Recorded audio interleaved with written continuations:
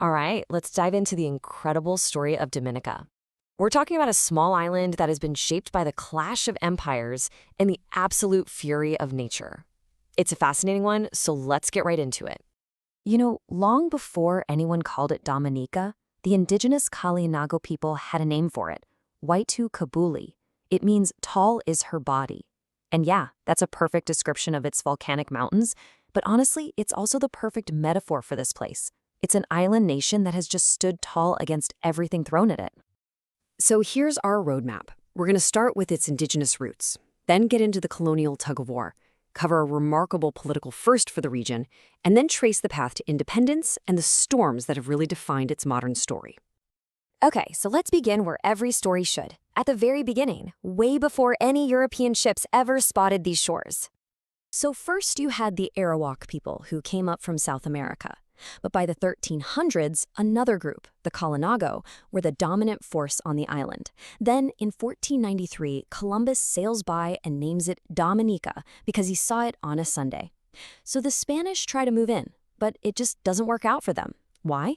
Well, the Kalinago fought back, and fought back hard. And on top of that, there was no gold. For the Spanish, that combo meant it just wasn't worth the effort. But just because the Spanish moved on, that didn't mean other European powers would. Oh no. For the next century or so, Dominica becomes this major prize in a massive tug-of-war between two huge rivals, France and Great Britain. The French actually get there first, setting up shop in the 1690s. They start coffee plantations and, this is a key and tragic point, they bring the first enslaved Africans to the island. But Britain is always watching. After the 7 Years' War, they grab control in 1763, and one of the first things they do is set up a government, but, and this is a huge but, it was exclusively for the white planters. Everybody else, completely shut out of power. And if you want to see just how chaotic this was, look at this timeline.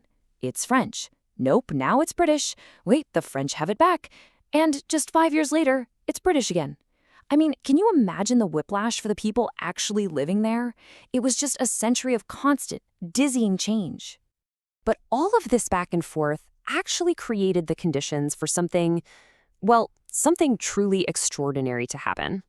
A political event that happened nowhere else in the entire British Caribbean in the 19th century. The key year here is 1838. Now, you got to remember, the British Empire had officially abolished slavery just 4 years earlier. So the world was shifting, and on this tiny island, that shift was about to cause a political earthquake. This is amazing. After emancipation, Dominica becomes the only, let me say that again, the only British colony in the West Indies to elect a legislature with a black majority. You had free men of color, many of them merchants and landowners, now holding real political power. This was completely unprecedented, a total game changer. Well, as you can imagine, the small group of white planters, they felt threatened, deeply threatened. So they started lobbying London for help. And you can see the results right here, a step-by-step dismantling of that power. First, they watered down the assembly.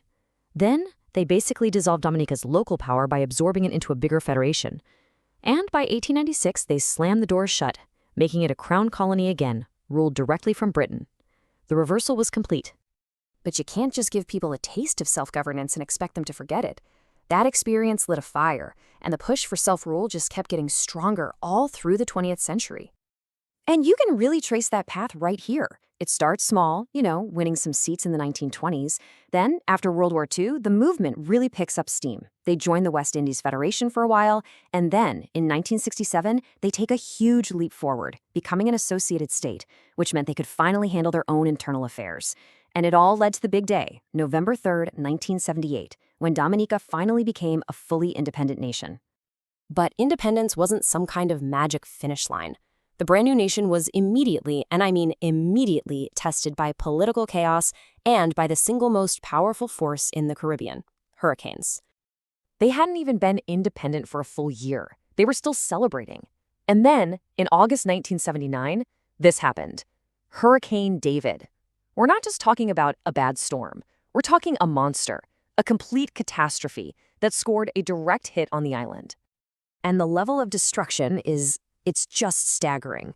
Let this number sink in for a second. 75%.